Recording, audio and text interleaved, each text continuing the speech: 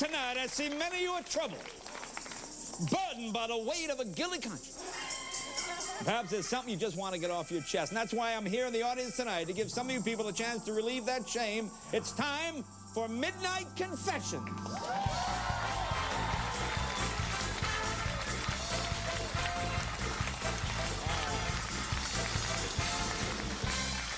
Now it's time to talk to people, tell us the horrible secrets they are holding inside. Now, doctors say this is actually therapeutic. We are providing a service here tonight. Where's Joe Percoco? Right here, Joe. Hey, Joe. Hey. Is that Italian? Joe Percoco? Yeah. Hey, Joe. Hey, how are you? How you doing? Had a few meatballs like me. Good for you, Joe. There you go.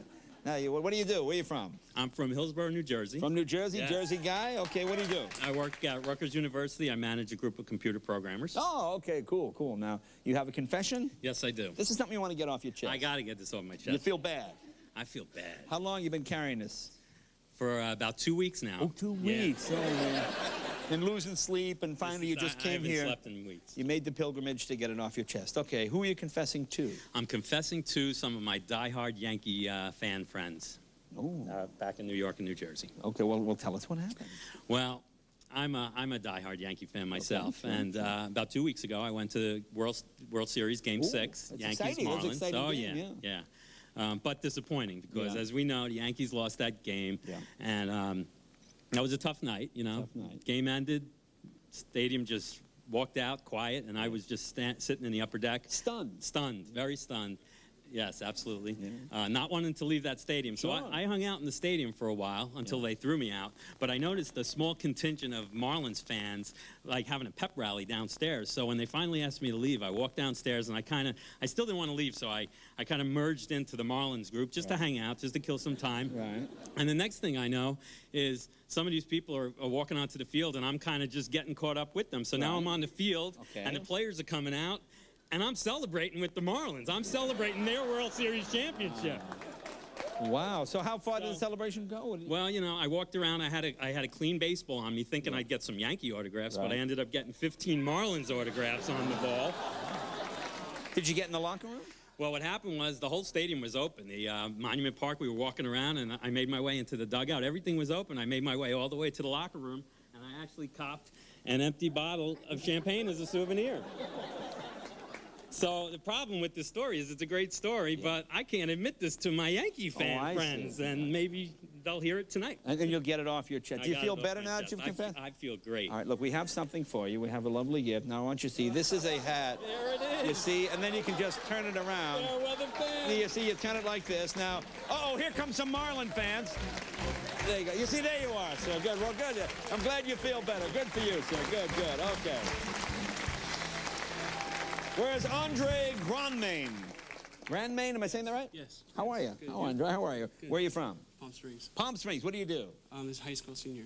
High school senior. You look about 35 years old. What do you... Paying child support too, I imagine? No, that can be rough when you work at a McDonald's and paying child support and trying to graduate. Now, what is your confession? It was last year during football season. Yeah. I took a buddy's shampoo bottle, and I was wanting to play a prank, so I urinated in it, hoping that he'd shower with it. So You urinated in it hoping he'd shower with it. Right. Yes. Yes.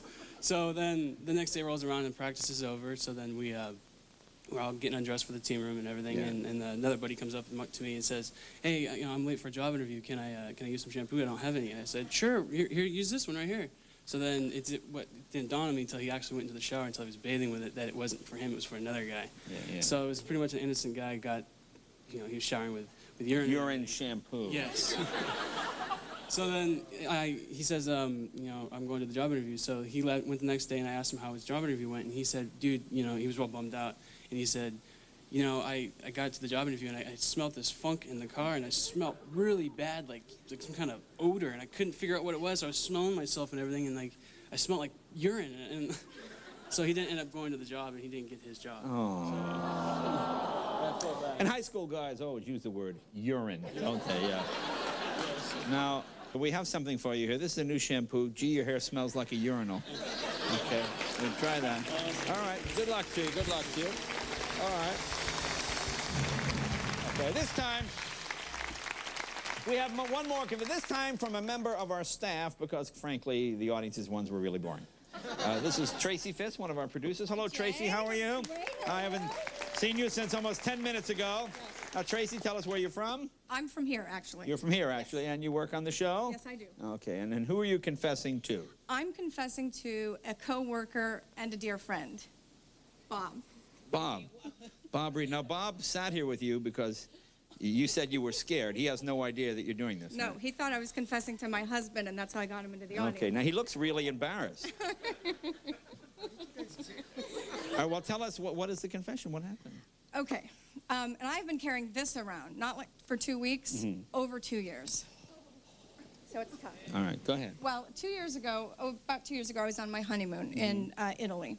And Bob, for whatever reason, has this collection of ceramic eggs, okay? And so I was coming back from Italy, and I remembered that it was his birthday. And so I came back, and here's the story that I told Bob. Bob, you know, you're a dear friend of mine, and when I was in Italy, there was this artist, and his big thing was ceramic chickens, and that they were very unique, one of a kind, signed by the artist, and Probably very expensive as well. very expensive. And I said that I got this chicken in Italy, and I brought it back for Bob. I carried it all the way back. I wouldn't check it. Right. I carried it in a bag, and I presented it to Bob as a gift for his birthday. And what did he do with it? Well, Bob has proudly displayed the chicken near all of his eggs, and he's so proud of the chicken that when his friends come over, he shows them the chicken. This is what From the Italian artist. Yeah, my friend got me. It's signed by the artist, one of a kind. And so, do you want to hear what my confession is? Confession? Go ahead. Bob, my confession to you is that I got it at the Rite Aid store for $3.99, and I scratched off the Made in China sticker. But what about the famous artist you just crossed out?